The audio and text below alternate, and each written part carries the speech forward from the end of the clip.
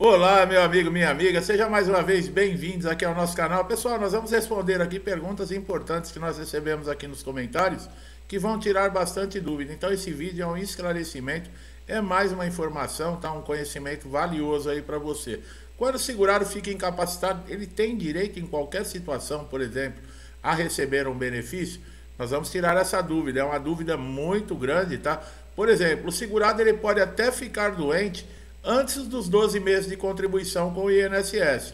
Mas a incapacidade para ter direito ao benefício, ela só pode ocorrer após o período de carência. Olha aí, uma dúvida que muita gente tenho certeza que não sabia, tá? Assim, caso, por exemplo, o segurado ele tenha ficado incapacitado para o trabalho antes do cumprimento dos 12 meses de carência, ele não terá direito a um benefício. Vocês sabiam disso? Exatamente. É claro que existem situações que estão aí garantidas na lei, que exclui esse período de carência, né? Nós já falamos de doenças, né? Que, por exemplo, elas podem ser provocadas, né? Através aí da profissão, das atividades profissionais desse segurado, ou então que esse segurado ele esteja aí passando por um período de graça, né? Basicamente a pessoa acaba perdendo a qualidade de segurado, tá? Na Previdência por ter deixado de efetuar contribuições para o INSS. Mas não é só isso, tá? Como nós acabamos de falar, existe o período de graça, que é o período no qual o segurado, mesmo sem contribuir, ele ainda será considerado segurado da Previdência Social. Se você está no período de graça, tudo bem, você tem direito a receber o benefício. Período de graça é quando você é mandado embora de uma empresa, você ainda continua por um tempo segurado no INSS, tá? Seria no mínimo aí 12 meses. Existem casos que podem ficar até mais tempo, tá? Agora, no caso que não seja, por exemplo, uma doença relacionada à atividade de trabalho, um acidente dentro de uma empresa e você não tenha cumprido aí, no caso, esses 12 meses de carência de contribuição, você pode não ter direito a um benefício. Quais são os requisitos, né, que você precisa, no caso aí, para ter direito, por exemplo, ao benefício de auxílio-doença? Você estar incapacitado, né, parcialmente, né, para o trabalho, atestados e laudos, né, que você tenha que comprovem essa incapacidade, estar na qualidade de segurado. Vocês viram, né, se você passa um tempo sem contribuir com o regime geral de previdência, você perde essa qualidade de segurado, tá? E cumprir a carência mínima necessária. Muitos benefícios, mesmo que o segurado esteja com toda a documentação, com tudo na mão, muitas vezes ele é indeferido exatamente isso, né? Por não ter cumprido aí o período de carência, e esse segurado, ele não está na qualidade de segurado. Olha aí, são informações que muita gente não sabe, tá? Quem perde a qualidade de segurado pode se aposentar por invalidez? Olha, a resposta, pessoal, é não, tá? Se você não realizou as contribuições, ou caso o acidente de trabalho ou de qualquer natureza, você não tinha qualidade de segurado, não será possível receber o benefício. Olha só, a aposentadoria por invalidez, tá, permanente, é aquela que ocorre, tá, de um acidente ou de uma lesão, aonde esse segurado, né, ele não tem possibilidade de passar por uma readaptação, impossibilitando, né, que ele se mantenha em atividade. A sua concessão depende da comprovação da incapacidade por meio de perícia, né, realizada pelo INSS. Para esse caso de aposentadoria por invalidez, deve existir a incapacidade total e permanente reconhecida por um perito do INSS ou então na justiça, tá? Um perito judicial aí, no caso, se você entrou com uma ação na justiça, tá? O laudo pericial é a forma de você comprovar, tá? Uma aposentadoria por invalidez. Assim como também é por meio desse que se dá a análise, tá, esporádica da condição de saúde desse segurado.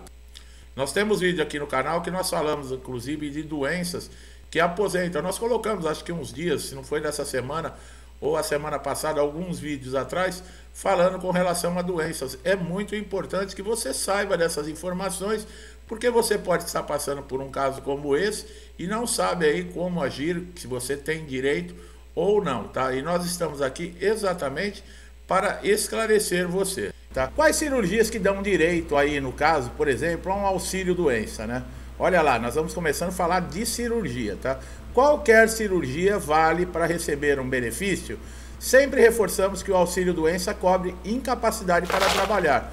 não a doença em si. Por exemplo, você pode ter feito, olha lá, quem acha que fez uma cirurgia e tem direito a um benefício. Você pode fazer uma microcirurgia no dedo, ou então uma cirurgia plástica, que não te impedem de trabalhar. Então, não seria o caso da solicitação. Olha como o INSS vê, tá, o segurado. Quando você entra dentro de uma sala, não basta ter a doença, tá? É necessário que a incapacidade esteja, por exemplo, impedindo de você continuar fazendo aí, desempenhando as suas funções, tá? Existem doenças, né, que são consideradas doenças que podem até aposentar ou mesmo dar um auxílio doença, mas essas doenças, elas têm que estar num estágio e que está impedindo, né, esse segurado que é portador de uma delas, de continuar as suas funções, de continuar seguindo a sua vida normalmente. Está impedindo profissionalmente, socialmente e uma vida dentro da comunidade, uma vida familiar. Quais são essas doenças, né? Tuberculose ativa, hepatopatia grave, hanseníase, nefropatias graves, alienação mental, esclerose múltipla, a cegueira, o lúpus e a epilepsia, né, que foram aderidos, né, a essa lista. Essa lista é muito comum, conhecida no INSS, tá, pessoal? Mas nesse caso, por exemplo, tirando a cegueira e outras doenças aí que podem ser muito graves, eu não sou médico para falar, mas nenhuma dessas doenças, vamos colocar assim, né, um comentário para ficar mais fácil entender. Nenhuma dessas doenças, se tiverem incapacitando, por exemplo, o segurado, ele tem direito a um auxílio. É claro que uma pessoa com cegueira total, não precisa nem falar, né? Não tem condições. Apesar que nós vemos, né, diversas pessoas com deficiência visual trabalhando, né? Existe essa possibilidade.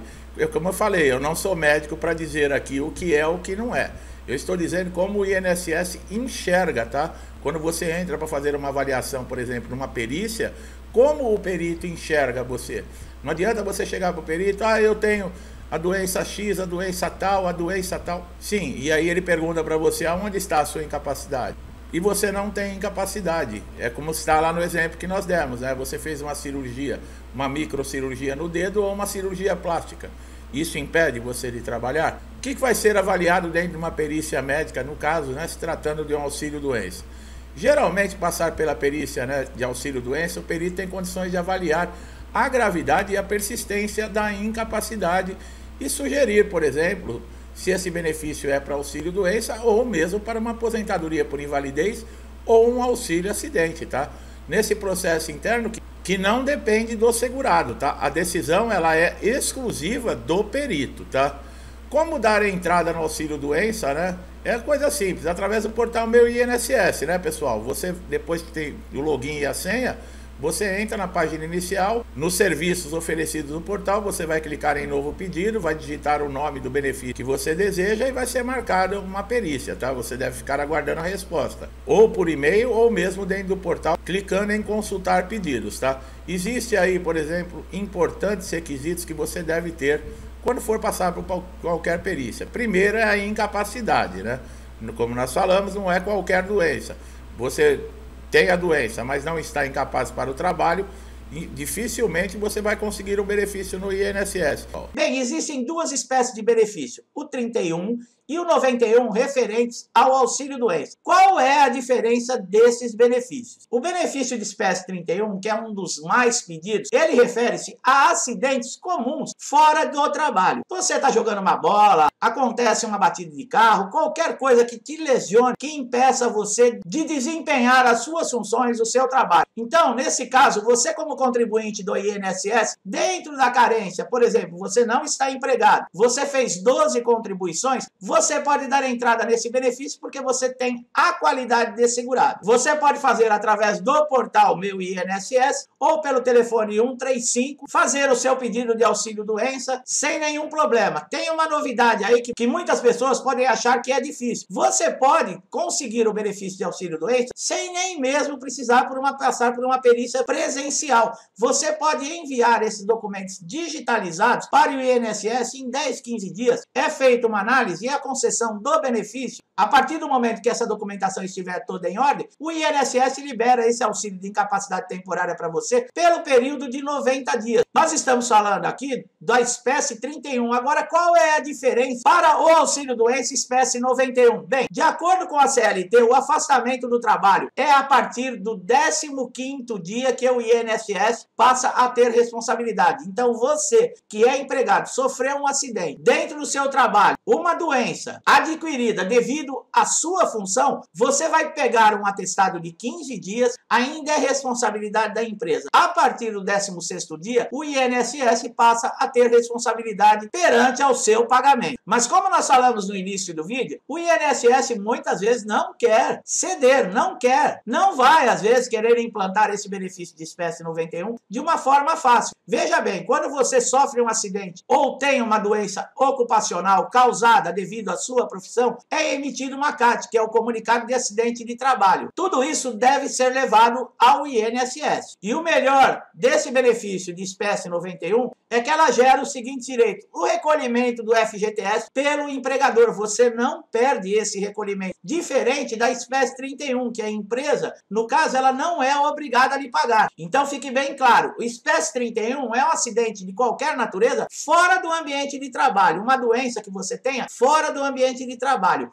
O 91 já refere-se a doenças e acidentes ocupacionais. Devido à sua função, devido ao seu desempenho, você adquiriu esse problema, essa lesão ou essa doença. Você vai ter garantia de 12 meses após o término do seu afastamento e o retorno à empresa. Então você fica 1 ano de estabilidade garantida. A empresa não pode te mandar embora depois que você retorna ao trabalho. E muito importante, vamos falar de uma outra espécie de benefício, que é o 94, que é o auxílio acidente. É no caso de você ter ficado com uma sequela que implique a redução da atividade desempenhada. O valor do auxílio acidente pode chegar a 50% do salário. Então veja bem como o INSS reluta em conceder esse benefício de espécie 91. Por quê? Esse auxílio acidente ele vai cessar somente quando esse segurado, quando esse trabalhador se aposentar ou falecer. Quer dizer, chegou o prazo, pode pedir aposentadoria, saiu a aposentadoria, o auxílio acidente é cancelado e a pessoa, esse trabalhador, passa a receber normalmente a sua aposentadoria. No espécie 31, tem direito ao auxílio acidente, sim, mas a espécie desse auxílio acidente é 36. E veja bem, não tem direito quem é contribuinte individual.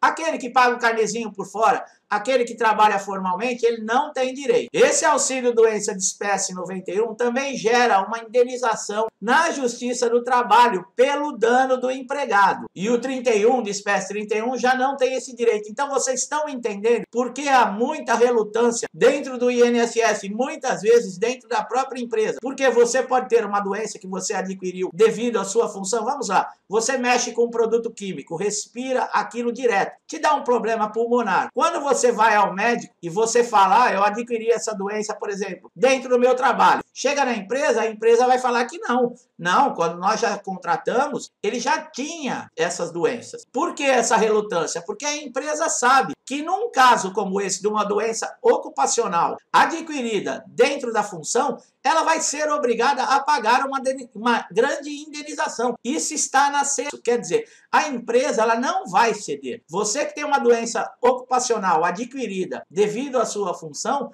a empresa é obrigada a indenizá-lo. Então veja a briga. Para a empresa não é importante ceder para você um auxílio doença da espécie 91, porque garante todos os seus direitos, inclusive indenização. Para eles é muito melhor o de espécie 31. E outra, depois de um período eles te mandam embora, porque a partir do momento que você passa pelo INSS, fica algum tempo afastado, se você for encaminhado ainda para uma reabilitação profissional, fica pior ainda a situação, porque a empresa vai relutar quando você retornar da reabilitação profissional. O que ela vai fazer? Vai te colocar numa salinha atendendo o telefone, numa sala de arquivos lá isolado, A partir do momento que encerrou o período de estabilidade de 12 meses, a empresa te manda embora. É isso que a empresa faz com o funcionário. Lembrando, dentro do trabalho, nós somos apenas um número. A empresa desfaz de você hoje, e você pode ser o melhor profissional do mundo, como tem gente que acha que é insubstituível na empresa. Não é, nós somos apenas número. A empresa tira você e coloca um outro número. É assim. E tem tanta gente que anda com o narizinho em pé, né? Porque tem um carguinho e acha que é melhor que os outros, quer humilhar as pessoas. Infelizmente, a vida é assim. O mundo que nós vivemos não é perfeito, né, meus amigos e minhas amigas? Então é isso, meu amigo, minha amiga. Eu espero que essas informações tenham sido importantes, que tenham trazido um conhecimento valioso, tirado dúvidas, esclarecido você. Se gostou da maneira que nós trazemos aqui o nosso conteúdo, nossas informações, dá um like aqui no vídeo, se inscreva no canal, ative o sininho de notificação para você ser sempre beneficiado com os nossos novos conteúdos e estar sempre atualizado com relação à INSS, tá?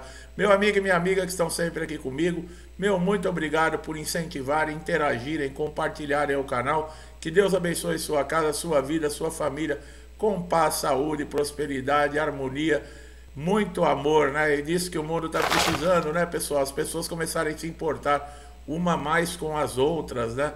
Isso tá, o individualismo está crescendo demais e as pessoas estão se tornando frias. Mas vamos pedir a Deus que tudo se resolva de uma maneira mais tranquila, que todos se voltem para o bem, tá? Entendendo que todos nós estamos no mesmo barco, né? Se um dia esse barco afundar, todos nós vamos morrer afogados. Eu deixo um forte abraço a todos vocês e até os próximos vídeos.